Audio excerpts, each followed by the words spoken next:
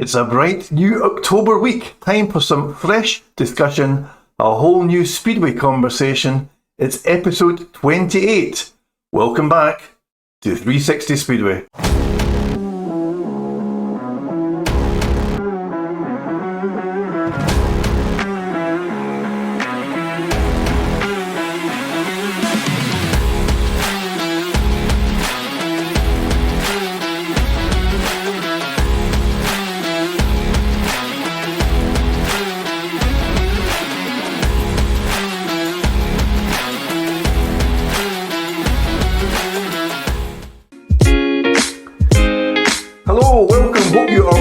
And well, thanks for joining us for episode 28 already. More Speedway discussion to pique your interest, hopefully. Let's get going, let's get cracking straight away, and by introducing this week's lineup of Speedway punditry excellence, as I like to say week on week. First up, he is back, never one to shirk a question, never one to avoid delivering an honest opinion. Let's welcome back the irrepressible Nigel Crabtree. Good evening, Nigel. Evening, Derek. Evening, everybody. Irrepressible, Nigel. Do you like that? Yeah, big word, that one, Derek, for this time of night. Next up, another back-to-back 360 appearance from this man, a classy performer on a Speedway track, and bringing some class behind the microphone here on 360 Speedway. For the third successive week, welcome back, Stuart Robson. Hello, everybody. Hey, Stuart, good to see you. And completing this week's lineup, another man who is a fairly recent addition to 360 Speedway, bringing lots of insight, lots of knowledge. Let's welcome back, it's Lawrence here. Good evening, Lawrence. Evening, guys. Collectively, this week's handlebar heroes, with apologies to Nigel Crabtree's camera position looking a little bit odd compared to the rest of us, because he can't rotate his camera. That's your the task you're going to have to practice, Crabby. So this week's handlebar heroes, usual disclaimer applies that all of the views expressed by those are those of us as individuals and bear no relationship to any clubs, former or past, or former or current, I should say, that we are associated to. Right, so here we go. Let's get on with episode 28. If you're ready, let's begin. We're back in interview mode as 360 Speedway brings you another star from the wonderful world of Speedway. This week's guest is, now listen to this, this week's guest is a fitness instructor, a published author, a TV pundit and presenter, a fashion trendsetter, I actually own one of his shirts, and an extremely accomplished Speedway rider of 3 decades, almost. Wow, thankfully showing no signs of slowing down quite yet. Let's welcome to 360 Speedway the housewife's favourite, unquestionably. It's Mr. Scott Nicholls. Hey, Scott. Hello, mate. Jeez, what an intro. Have you ever had an introduction as good as that, Scott Nicholls? No, more like housewives, more like grandmas. But anyway, I've done the Bohemian Rhapsody bit for you, so I tried to make me look sexy. Yes, it's looking very 70s. That stuff. Looking very 70s, Scott. I love your soft lighting to show off your handsome features. Listen, Scott, thanks for giving up some time to talk to us, and we just want to do a bit of a chat with you, if you wouldn't mind. And Stuart, Robbo, Lawrence, you know that you can interject and jump in at any point, and I'll give way to you guys. So Scott, listen, first things first, there are many strings to your bow, I should say. I rhymed off all those lovely things, fashion guru and fitness instructor and yada yada, but just to put the record straight, Scott, I assume that none of those strings to your bow come anywhere close to racing a Speedway, right? No, and some of those strings probably have snapped. But no, it's there's all these little things that you kind of just pick up over the years, but I wouldn't say any of them are any real major skill sets. Speedway is what I do. That's what I've done since I was a kid, and that's my passion, you know. To be fair, I'm kind of slightly envious of other people that have kind of got other proper skill sets to their name, you know. Like, you know, I know, for instance, Lowell was an awesome body repair guy and a car sprayer and stuff like that. I don't have those sort of skill sets up my sleeve, so hence why I'm still racing 30 years later. There you are, Lawrence here. Did you know that Scott Nicholls was quite jealous of you, Lawrence? That can be your new boast. I remember some of these bands years ago. So Yeah. So they got a listen, green one, didn't we, Scott? Yeah, you did. That one got crashed on the A12, lol. Yeah, crash. The understatement. so listen, Scott, we'll talk about Speedway predominantly, of course, as you might expect. And we were just talking off camera. The broadcast season, the TNT Sports broadcast season, has recently ended with that sensational Premiership Grand Final and victory to one of your many former clubs, the Witches, who took the trophy. You have been for many seasons out in the thick of the action, the live link action, in the pits, on the track, all that good stuff. It does occur to me, Scott, you appear to have a natural flair from it, but how much is learned and how much is an acknowledged sort of natural ability to do those things, Scott? Do you know what? It's kind of really strange. I think it's something that I'm fortunate that I suppose I can just be myself, if that makes sense. I mean, there's the pressure of the cameras and your live TV and, the mistakes and things like that. Obviously, it's well documented that I can't toss a coin. But no, it's... How can you not have learned that in your whole lifetime on this planet, Scott Nichols? Clearly, I'm not doctor like everyone says I am, but I dispute that fact and say I'm not. No, it does get nervous. It sounds silly, but a coin toss when you're live on TV, you can stand in your kitchen and flip it all day long. But when the camera comes on and, it's easy to make a mistake. And but no, seriously, it was something I kind of fell into it. The opportunity came available and I tried to learn bits along the way. Excuse me, you just kind of start to learn the ropes. It's certainly not as easy as people think. I know I say an awful lot, but obviously, people come up to me a lot saying, "Oh, Kelvin's made a mistake, and Kelvin said this, and Kelvin said that." But you try and commentate on a race while you got three people talking in your ear the whole time, and some information that's fed to him is not correct because mistakes happen. So, I think he does a bloody good job. I think they all do. Abby's brilliant. I've learned a lot from Abby, to be fair, because she's just herself and she's sort of given me the confidence, I guess, to just be me. I am quite pleased and proud to have done it for so long, considering when I was a kid, I absolutely hated having my photo taken. If anybody did an interview with me, everything was I just froze. I hated it. So to kind of get where I am, I don't really know. It just kind of happened naturally, and I guess I'm lucky. Well, you're sitting there lucky. You're living a cherished life, Scott Nichols. Listen, I've got to ask, did you actually get into a little bit of hot water over the old rock, paper, scissors improvisation? I was sanctioned. There was an email sent saying that as per rule, I can't remember, I think 82.12.61 or something like that. That one, yeah. It has to be a coin. So anyone that knows me knows that I kind of like to push the boundaries. So I made it quite clear next time that I'd made a mistake. And when they said it had to be a coin, I thought, well, if we're going to have a coin, let's get one that everyone can see.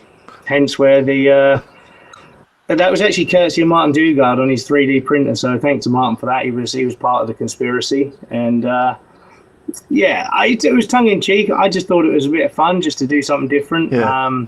I do respect the rules are rules, and that was the rule, and they needed to stick to a coin toss, which is a shame because I had loads of other ones up my sleeve that I was going to do and throw out the ride in it. But hey ho, I just had to get the big coin out for the semi-final. Listen, on a personal note, Scott, as someone who treads around dirty speedway tracks from centigrade, how do you keep your white trainers so clean, Scott?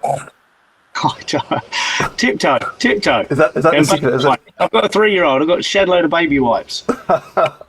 I need to invest in some of those. Scott, another thing which has occurred to me when I see you with the microphone in hand and you're put under the spotlight or you're in and around the pits when something dramatic happens. You are an attuned speedway rider and you think like a speedway rider. And do you find yourself getting swept up in some of the drama and the excitement and having to, I guess, retract from that and calm yourself down because you've got a broadcasting job to do? Definitely. It's, when things happen, that's what's the beauty of live TV. You kind of you get torn into the moment. It's all part of it. I think the two things that I really have to remind myself is, one, to try and keep it simple, not talk like you're talking to a mate, because you always talk, even though there's people that have watched Speedway for God knows how many years, there's a lot of things that they don't know, there's certain terminologies they don't understand. So if I do use a terminology that somebody perhaps doesn't understand, I make an effort to try and explain it, and and to sort of try and keep it simple. Also forget that I'm not talking to a mate, especially when it's teammates and stuff. There's sort of in-house jokes that they're on the tip of your tongue, but you kind of every now and then you can let a little something out just for a bit of banter. But you have to be careful. You can't slip into being the real Scott Nichols, I assume, is what you're saying. I'd be axed straight away.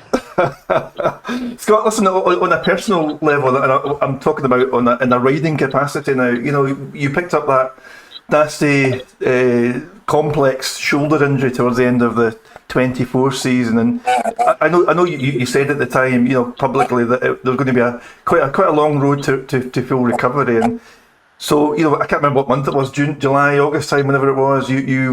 Everyone knew that and wanted Scott Nichols to make a track return, but some eyebrows were raised, including these ones here, when it was announced that you were going to make your track return at Plymouth, of all places. But that would appear to be a small, tight, technical track right up Scott Nichols Street, right? Yeah, it was. Let's be honest, I didn't have loads of options coming back at that point during the season.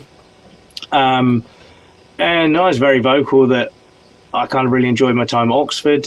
I firmly believed I was going to be going back there. But look, I understand that sometimes not always that easy. We have numbers to play with in Speedway.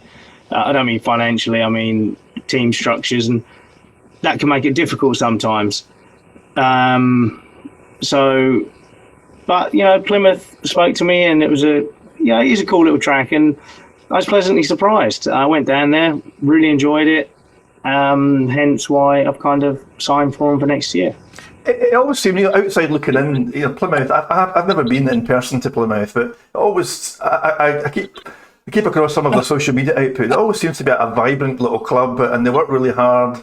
Work really hard to piece together a cracking looking team from season to season, but also to try and grow and nurture the fan base that they have. And there appears to be some signs of success this year, and so much so that you're one of the few riders, I can't think of any other riders, who have already been declared as signed in field of a gladiator for 26. Scott, what's your thoughts on facing into a brand new and entire season? I'm looking forward to it. I think, I've spoken to Gary, I've spoken to Mark. Being brutally honest, as an away rider, the few times I went to Plymouth, it's fun, but I said to them, I always saw it as a bit of a, from the outside, and I didn't mean any disrespect, but I saw it as a bit of a kind of, not a Mickey Mouse club in that way, but just, it didn't seem very professional. It seemed they just kind of bounced around, and and the track wasn't always that good. But Mark's worked his backside off to make the track better. And when I went down there, I saw a different kind of chemistry, saw different people. It was really, I think the three pundits you've got will understand what I say when it reminds me of Eastbourne, that kind of family mentality where, it's quite close knit. I wouldn't say cliquey, but they look after each other. And I felt really looked after and wanted. And I don't, not financially, just little things. My van broke down. They kind of bent over backwards to help and things like that. So there's little things like that can make a big difference. And they do want to go somewhere. They desperately want to make the playoffs this season. And, hand on my heart, I think if we hadn't had some bad luck, we would have made it. Mm-hmm. And they showed that kind of desire and determination. And, when they spoke to me regarding next season, I was keen. It works. Saturday works for me. Yeah, it's a long drive, but let's face it, unless I'm at Oxford, everywhere it's a long drive. So, it's all part of the job. I'd rather travel a long way to somewhere I'm happy and respected and enjoy than to go 5 minutes down the road to a place I'm not happy with. Yeah, and it must be nice at this stage, but we haven't even reached November yet, and you're already already sorted in terms of a championship spot next year. You know, just thinking about Plymouth, you know, a couple of seasons ago when they signed Crumpy and Bjarne Pedersen, for me, that was an expression of their ambition and their intent to be more than a Cinderella club, if I can describe them that way. And yeah, listen, good luck to the Gladiators in 26. We'll look forward to seeing what the full 1 to 7 will look like. Scott, I mentioned this. I think I'm aware of some information. Maybe you can just confirm this to me. To make up, I guess, for some of the time off the bike that you've had in the last 12 months or so. Am I right in thinking you're heading down under shortly? Yeah, I'm going over in the winter. Fly out just before Christmas. Just got 3, maybe 4 meetings out there. You know what? It's Ryan Sedgman, Justin Sedgman's brother. They'd asked me a couple of years ago, and just like Penny was on the way, and it just kind of didn't work out. And then, ironically, when the night I made my debut or my return, back at Edinburgh, Ryan was there and asked me, and I was like, you know what? Probably won't get the opportunity again in my life. I had a really good time out there last time I was there, so yeah, we had a chat and got things organised and looking forward to it. Yeah, what's not to like? A little bit of Aussie sunshine on your back in December time, Scott. So how many are you out for? Just 2 or 3 weeks or so, or 4 weeks. 4 weeks. So I fly out on the 23rd of December. Excuse me, and then I fly back the 22nd of Jan. I think the last meeting's on the 17th or 18th of Jan. I think. So which tracks? So Mildura is a given, I guess. But what other circuits might you get onto? Mildura and Gilman. Okay, cool. So there's 2 at each. Oh no, 2 at each potentially. So that'll be fun. Excuse me, and then I'll obviously I want to go and see some old friends I haven't seen for a long time over there. So I'm going to go and catch up with Jono and Andy Nightingale, who emigrated from the UK, who Lyle will know well. Sam and all the boys. I'll see if I can catch up with Shieldsy. A lot of the boys that sort of don't get this side of the pond anymore. A busman's holiday, Scott, or something like that. Do you have a sense, Scott, of wanting to make up a little bit for some of that lost time? No, I don't actually. It wasn't about lost time. It was just, I just thought, you know what, it's a good opportunity. I'm not going to get the opportunity again. I want to go out there. To be fair, I was kind of a little bit more aware of not doing too much. You know, my shoulder's not right.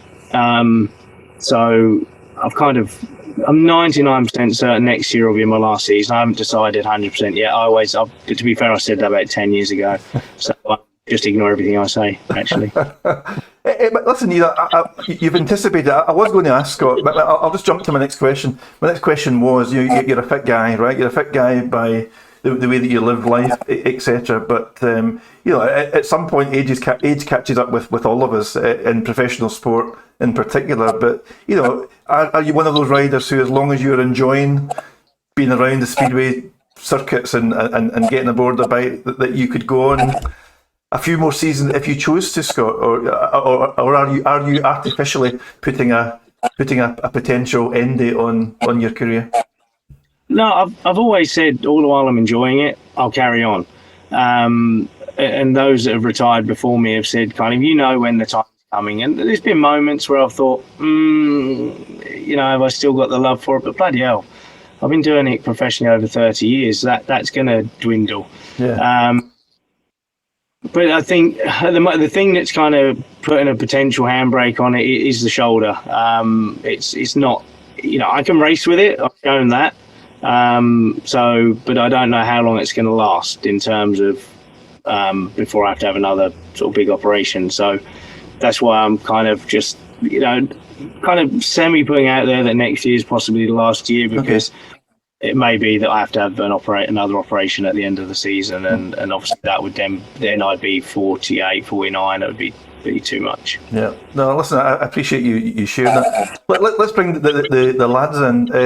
Crabby, I'm going to bring you in first of all. A chance to make Scott Nicholls squirm a little bit if you say nice things about him. But when you think of Scott Nicholls, Crabby, as a rider and Scott's contribution to the sport, what's your overarching sort of summation of all things Scott Nicholls. It's funny, Derek, you've got Scott on here and that just now, because only within the last 10 days, I don't know, I was reading something somewhere, and a programme come up, Scott, when you came to Hull. And my claim to fame tonight is I beat you that night once. I only beat you once, but that was in your very early days. It wasn't in your good days. What was that? I said a win is a win. Well, it was, but it was only in your early days. But it was still a good win for me. So Scott Nicholls, you're so old that you have raced with Nigel Crabtree. Well, it's funny you say that when, because me and Nigel had a chat, because I've never really spoken to Nigel properly until it was the, WSRA dinner last year. And I had a really good chat with Nigel, and I don't know if he remembers, because obviously there was a fair bit of alcohol consumed. But he was one of the riders when I was a young, spotty little kid coming on the scene. That I was like, man, Nigel Crabtree is a tough bloke. Don't want to upset him too much. I'm going to stay away from him. So, kind of, yeah, he was one that had a reputation along with a couple of others. But I also remember you guesting for Hull at Peterborough, Scott. You won't remember. What happened that night? Oh, you got a few points. You always did at Peterborough, didn't you? You got a good few points, if I remember right. Yeah.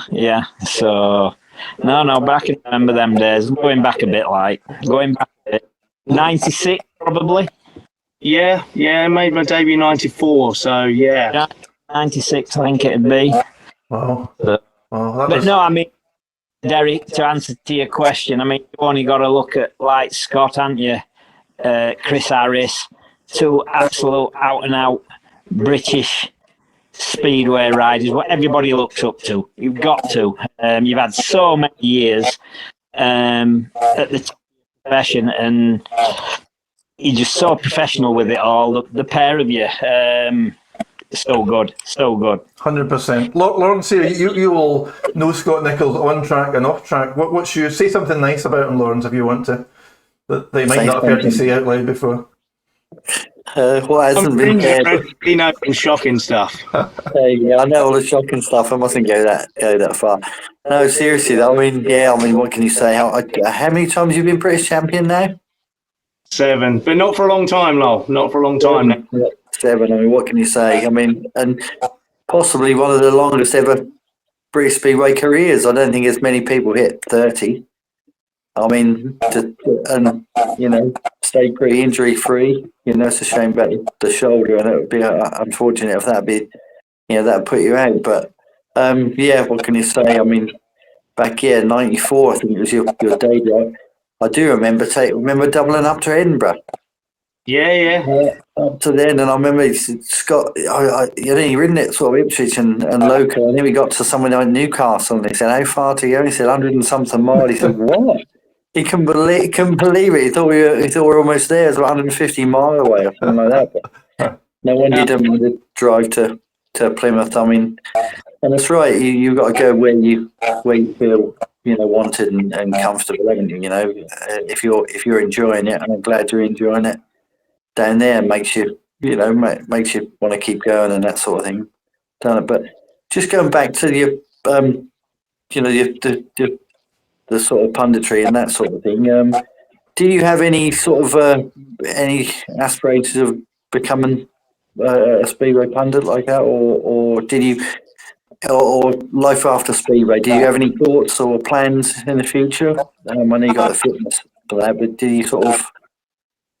No, I think I really enjoy it.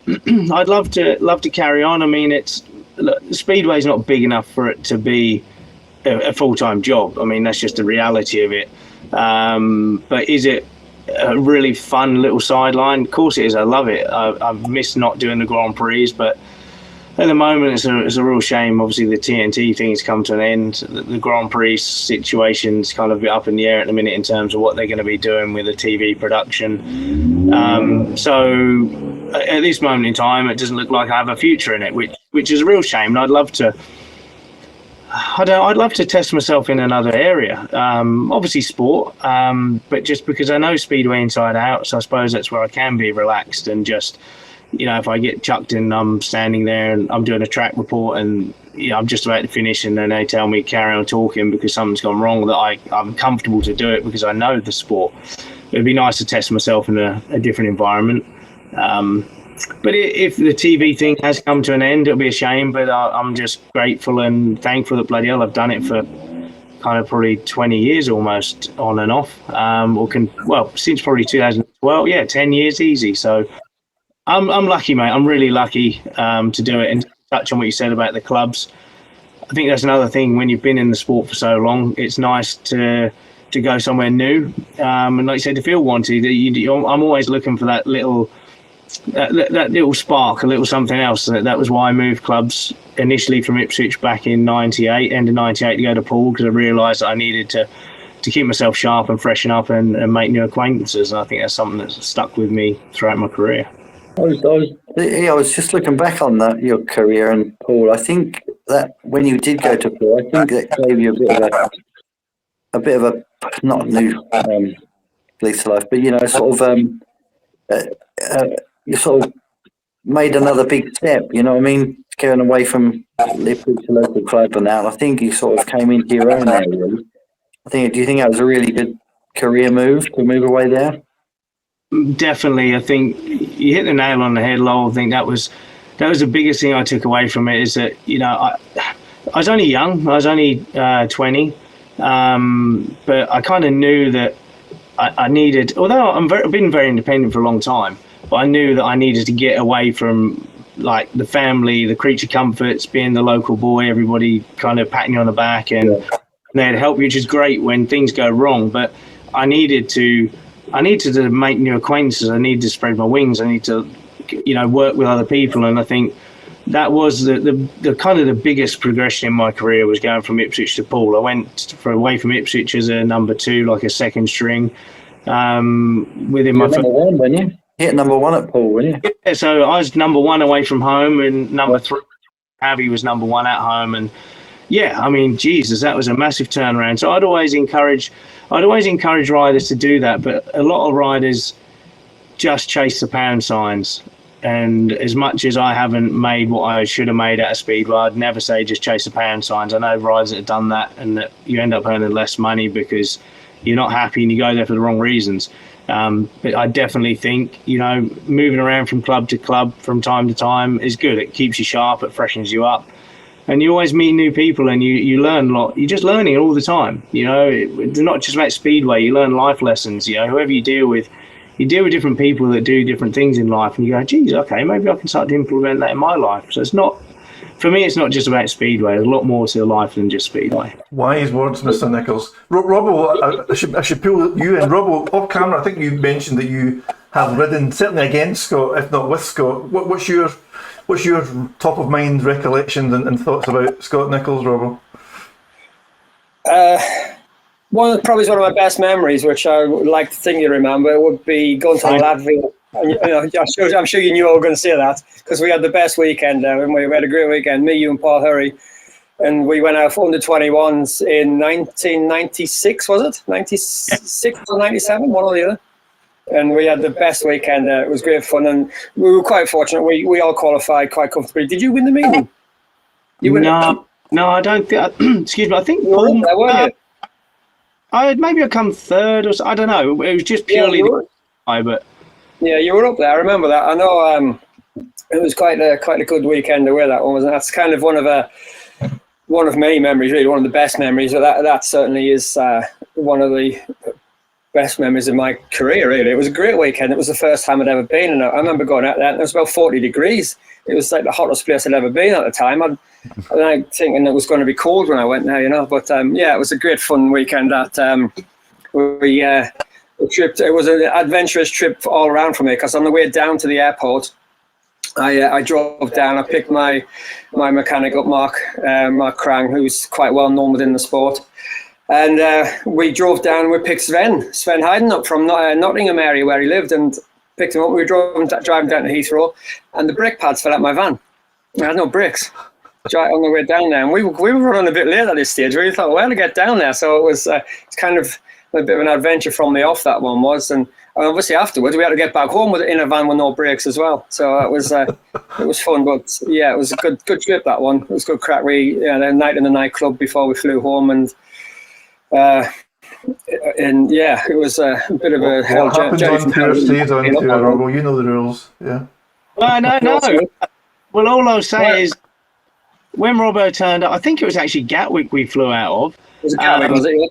Yeah, but we were all supposed to have our bikes in bits because we were putting them on the plane, and Robbo's bike was still fully assembled, so that got ripped apart like in the foyer at Gatwick Airport.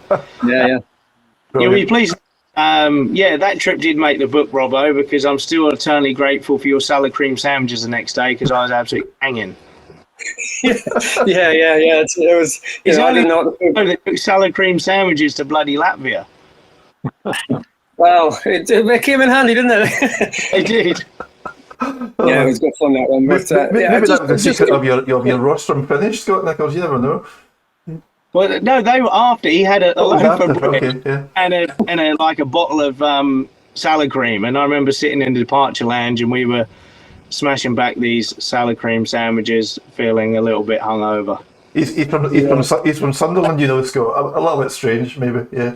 Well, good memories, Robert. Listen, Scott Nichols, I could ask you many more questions. Could I ask you, shoehorn in just one final question, Scott, if you don't mind? Yeah. We're on the eve, or a couple of weeks away from this year's AGM, and all Speedway fans in this country, and we've been banging on about it on 360 for a number of episodes. We're all a bit concerned about the direction of travel of the sport and the current health state of it, etc. And yes, there are possibly some good news stories around Peterborough, Coventry, Cradley might even make a track return. Who knows? Fingers crossed. But from you've been around the block a few times, Scott. If you don't mind me describing it that way, what's Scott Nichols' biggest concern or overarching sentiment, if you like, around the current state of British Speedway? Let me put that question to you. Wow, there's an awful lot to kind of try and throw in. Try to break it down. It's not being negative. It's, in a lot of respects, it's a bit late. Trying to shut the stable door after the horses bolted. Had shed loads of money from TV over the years that has not been reinvested, not been put in the right places, and now we're without a TV deal, and we're all rubbing our eyes wondering what happened. Well, it should have been, money should have been put aside, money should have been invested in promotion, in just saving up, trying to save the clubs. But that's all too late. Moving forward, there's potentially people like Harry Redknapp and people like that involved, which could be great. And I think, if there's ever a time for people to actually sit down and listen and actually take advice from people that know what they're doing to try and push a sport forward. The tough thing is that it frustrates me. They're always trying to dilute the sport, but I do understand that, there's not the money involved over here that there is in Poland. So it's really tough. People have to, if you're a promoter, you're supposed to promote, and they don't. Some do, and those are the ones that are reaping the benefits, I think. But it frustrates me that, that they're always trying to dilute the sport, and we have rules in place, and then because a couple of teams are struggling to build a team or don't like the team they've got, then they throw the toys at the pram, and now all of a sudden we've got to change the points limit to suit other people, and all we're doing is diluting the sport. And it gets to the point where it'll end up becoming an amateur sport. It won't be a professional sport anymore. So I honestly don't know what the answers are in some respects. I think, I desperately hope that they can find a TV platform, because I think they desperately need that for the likes of Harry Redknapp. And, if there's rumours of Hearns having conversations and people alike, they will want a solid platform to promote it on. And that is no disrespect to taking anything away from BSN, because they're doing a fantastic job and everybody loves it. But you're preaching to converted. You're not going to get any cross-pollination of new people into the sport. So if that's all we have, then that's great. Look, you grab it with open arms. But I think if we're to grow the sport, it needs to be on a TNT, a Sky, a DAZN or something. And if you have to give it to them for free and bank on trying to get some sponsors off the back of it, then maybe that's what you have to do. I think, right now they're going to have to roll the dice and take some chances on things. That's a very good summary, Scott. You're a very wise man, Scott Nicholls. I don't know if anyone's ever told you that before. Scott, listen, there are so many questions that we would love to talk a lot more and put more questions to you, but we're very grateful to you for giving up some time to speak to us on 360 Speedway. Enjoy your 3 or 4 weeks down under in the Aussie sunshine, catching up with some people from your past, and best wishes for this 2026 season with Plymouth Gladiators. Scott Nicholls, thank you very much for your time. Thank you. Thank you.